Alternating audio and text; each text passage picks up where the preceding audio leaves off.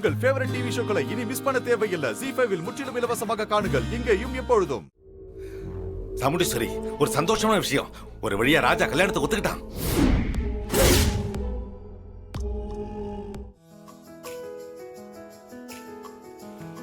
அப்படியா? ரொம்ப சந்தோஷம். நம்ம ரேவதியும் கல்யாணத்துக்கு ஒத்துக்கிட்டா.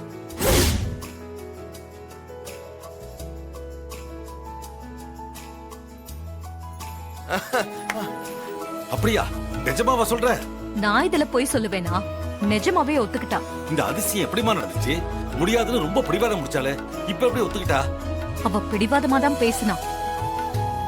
ஆனா பெத்தவ நான் சும்மா விட முடியுமா? அவளுக்கு எது நல்லதுன்னு நமக்கு தானே தெரியும். அதனால நான் எல்லாத்தையும் எடுத்து சொன்னேன். அவ சுலபத்துல ஒத்துக்கல. ஆனா நான் அவகிட்ட பேசி நல்லது கெட்டதை எடுத்து சொல்லி கன்வின்ஸ் பண்ணி ஒத்துக்க வச்சிருக்கேன். நல்ல காரியம் பண்ணம்மா. எங்க இது நடக்காம போயிடுமோன்னு ரொம்ப கவலையா இருந்தேன். ஒரு வழியா ரெண்டு பேரும் ஒத்துக்கிட்டது ரொம்ப சந்தோஷமா இருக்குமா. இனிமே இந்த கல்யாணம் எந்த பிரச்சனையும் இல்லாம நல்லபடியா நடக்கும். அக்கா, நீ சொல்றதெல்லாம் உண்மையா? நிஜமாவே ரேவதி கல்யாணத்துக்கு ஒத்துக்கிட்டாளா? ஆமா, ஒத்துக்கிட்டா. என்னால நம்ப முடியலக்கா. அந்த டிரைவர் மேல அவ்வளவு கோவமாவும் வெறுப்பாவும் இருந்தா அப்புறம் எப்படி ஒத்துக்கிட்டா? அம்மான்னு அப்புறம் நான் ஒருத்தி எதுக்கு இருக்கேன்?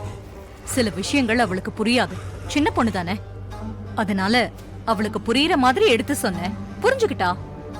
நீ விடு. இவ பேசி சாதிக்கிற டைப் இல்லையே, மிரட்டி சாதிக்கிற டைப். நிச்சயம் எதையோ சொல்லிதான் அந்த பொண்ணை மிரட்டி கல்யாணத்துக்கு சம்மதிக்க வச்சிருப்பான். சாமுண்டீஸ்வரி, என்ன இருந்தாலும் என் பேரன் தான் முறப்பையன். முறப்பையனுக்கு சில உரிமைகள்லாம் இருக்கு. அவன் சம்மதிக்கலன்னா நீ உன் பொண்ணுக்கு கல்யாணமே பண்ண முடியாது. அவன் இந்த கல்யாணத்தை நிறுத்துங்கன்னு சொல்லிட்டா நீ நிறுத்திதான் ஆகணும். அது தெரியுமா உனக்கு? என்னது? முறப்பையனாவது நொறப்பையனாவது 50-60 வருஷத்துக்கு முன்னாடி வேணா நீ சொன்னது நடக்கலாம். அந்த காலம் எல்லாம் மலையேறி போயிடுச்சு. பொண்ண பெத்தவங்க எவனுக்கு வேணாலும் கட்டி கொடுக்கற உரிமை இருக்கு. எத்தனை வருஷம் ஆனா என்ன, முறப்பையனுக்குன்னு இருக்கிற உரிமை யாரு தடுக்கவும் முடியாது, பறிக்கவும் முடியாது. ரேவதி ஏன் பொண்ணு. அவளை யாருக்கு கல்யாணம் பண்ணி கொடுக்கணும்னு நான் தான் முடிவு பண்ணுவேன். ரேவதி உனக்கு பொண்ணுன்னா அவ எனக்கு பேத்தி. அவளை என் பேரனுக்கு கட்டி கொடுக்கற உரிமை எல்லாம் எனக்கும் இருக்கு. அம்மா, பாட்டியோட பர்ஃபார்மன்ஸை பாத்தீங்களா? சந்தோஷத்துல ஓவர் பர்ஃபார்மன்ஸ் எல்லாம் இருக்கு. 4-5 அவார்டு வாங்காம விட மாட்டாங்க போல இருக்கே. சும்மா பிச்சு உதறாங்களே. பின்ன பேரனுக்கும் பேத்திக்கும் கல்யாணம் நடக்க போதில்ல, அந்த சந்தோஷத்துல ரொம்ப குஷி ஆயிட்டாங்க. போடுறது பொய் சண்டையா இருந்தாலும் எப்படி ஒரிஜினல் மாதிரி ஆக்டிங் கொடுக்குறாங்க பாருங்க எங்க அம்மா. உன் பேரனை தூக்கி குப்பையில போடு. உன் பேரனை விட நான் பாத்திருக்கிற ராஜா எல்லா வகையிலயும் நல்லவன், நேர்மையானவன், ஒழுக்கமானவன். அவனுக்கு என் பொண்ண கல்யாணம் கட்டி வச்சா வாழ்க்கை முழுக்க சந்தோஷமா இருப்பா. என் பேரனும் நல்லவன் தான், ஒழுக்கமானவன் தான், நேர்மையானவன் தான். அவனுக்கு ரேவதியை கட்டி கொடுத்தாலும் அவன் சந்தோஷமா தான் இருப்பான். மாமா, இது ரொம்ப டூ மச்சா போய்கிட்டு இருக்கு. 2 பேரும் சேர்ந்து ஒரே ஆள வேற வேற ஆளா நினைச்சு புகழ்ந்து பேசுறது என்னால தாங்க முடியல மாமா. விடுங்க மாப்ள, எங்க அம்மாவுக்கு ரொம்ப நாள் ஏக்கம். அதான் ஆசை தீர கொட்டி தீக்குறாங்க. அது நாமளும் கேப்போம். விடுங்க. நீ என்னதான் கரடியா கத்துனாலும் என் பொண்ணு உன் பேரனுக்கு கிடைக்க மாட்டா. இன்னும் கொஞ்ச நேரத்துல என் பொண்ணுக்கும் டிரைவர் ராஜாவுக்கும் கல்யாணம் நடக்க போகுது. அத கண் குளிர பாத்துட்டு மூக்கு பிடிக்க சாப்பிட்டுட்டு போ. என் பேரனா உன் வீட்டுக்கு மருமகனா வர முடியாதுன்னு சொன்னேன். இப்ப நீ ஏவன மருமகனாக்கி மணவரையில கொண்டு போய் உட்கார வைக்க போற. ஜெயிச்சது நான் தாண்டி.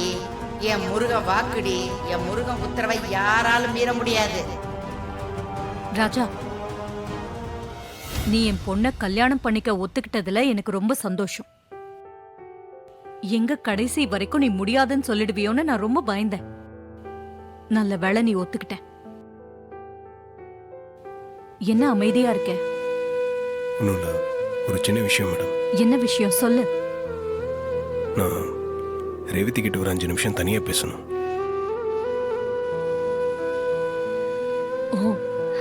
தாராளமா பேசு.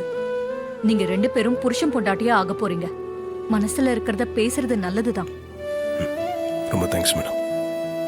ஏப்பா ஒரு நிமிஷம் இப்படி வாப்பா.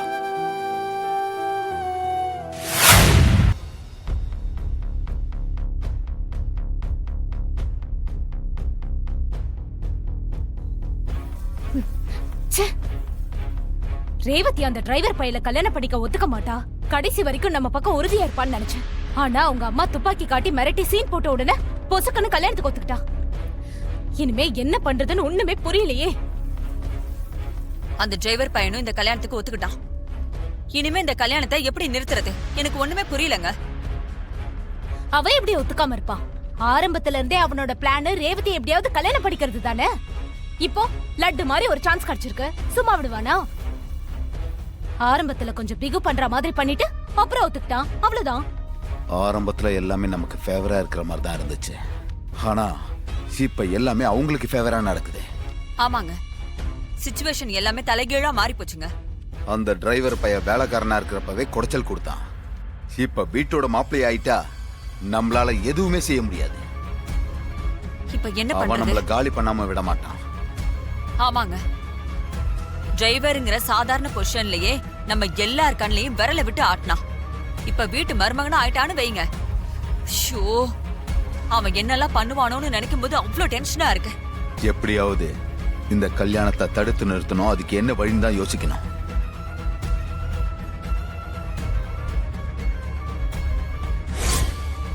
நான் தீபாங்கிற ஒரு 5 வயசு குழந்தைய ஒரு காப்பகத்துல வச்சு வளர்த்துட்டு இருக்கேன். அந்த குழந்தைய தத்தெடுத்து வீட்டுல வச்சு வளர்க்கணும்னு என் மனசுக்குள்ள ஒரு ஆசை இருக்கு. அதனாலதான் நீங்க கேட்டதும் நான் கல்யாணத்துக்கு ஒத்துக்கிட்டேன். மேடம், இந்த கல்யாணத்தை நிறுத்த எனக்கு ஒரு வழி தோணுது. அநேகமா அது ஒர்க் அவுட் ஆகும்னு நினைக்கிறேன். அப்படியா? அது என்ன வழி? ரேவதி கொஞ்ச நாளைக்கு முன்னாடி இங்க வீட்டுக்கு வந்து ஒரு குழந்தைய தத்தெடுக்க போறதா என்கிட்ட சொன்னா. அதுக்கு மகேஷும் சரின்னு சொன்னான். அந்த குழந்தைக்கும் அவளுக்கும் ஏதோ சம்பந்தம் இருக்கும்னு நினைக்கிறேன். அதனாலதான் அவ அந்த குழந்தைய தத்தெடுக்கணும்னு சொல்றா. சூப்பர் மேட்டராச்சே. இதே என்கிட்ட முன்னாடியே சொல்ல. அப்ப எனக்கு இது பெரிய விஷயமாவே தெரியல. கல்யாணத்துக்கு அப்புறம் பாத்துக்கலாம்னு இருந்துட்டோம். ரேவதி சொல்ற அந்த குழந்தை இங்க பக்கத்துல ஏதாவது ஒரு ஆசிரமத்துல தான் இருக்கணும்.